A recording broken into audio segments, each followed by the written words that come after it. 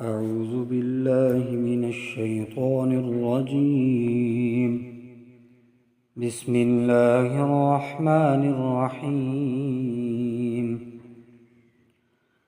قل أوحي إلي أنه استمع نفر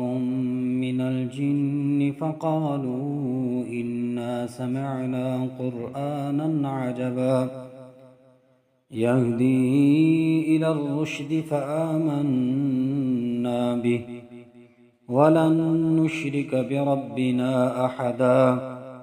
وأنه تعالى جد ربنا ما اتخذ صاحبة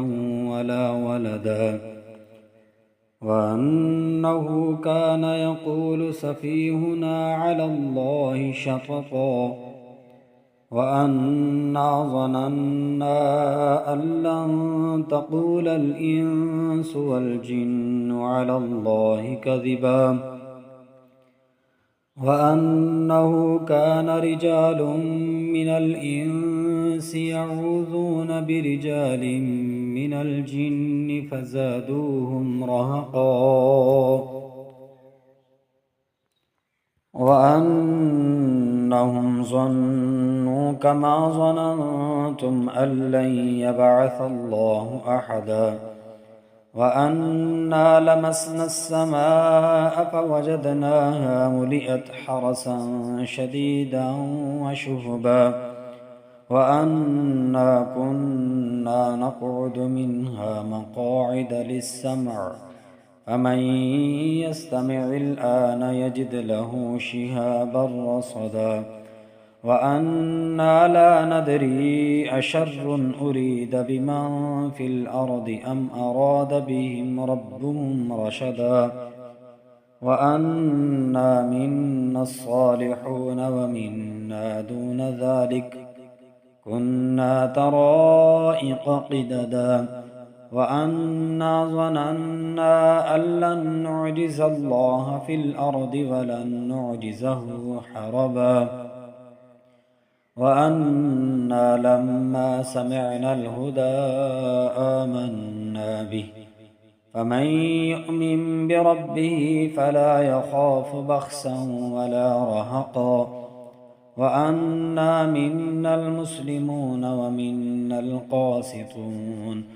فمن أسلم فأولئك تحروا رشدا وأما القاسطون فكانوا لجهنم حطبا وأن لو استقاموا على الطريقة لأسقيناهم ماء غدقا لنفتنهم فيه ومن يعرض عن ذكر ربه يسلكه عذابا صعدا وأن المساجد لله فلا تدعوا مع الله أحدا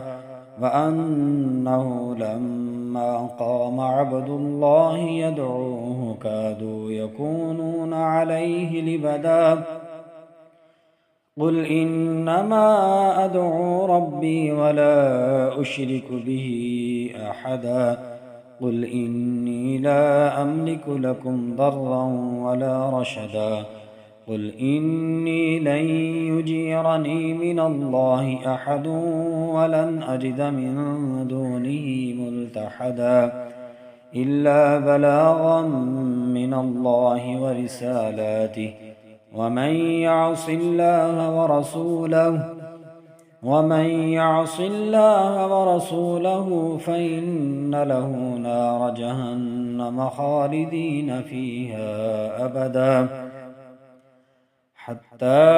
إذا رأوا ما يوعدون فسيعلمون من أضعف ناصرا وأقل عددا قل إن أدري أقريب ما توعدون أم يجعل له ربي أمدا عالم الغيب فلا يظهر على غيبه أحدا إلا من ارتضى من رسول فإنه يسلك من بين يديه ومن خلفه رصدا ليعلم أن قد أبلغوا رسالات ربهم وأحاط بما لديهم بما لديهم وأحصى كل شيء عددا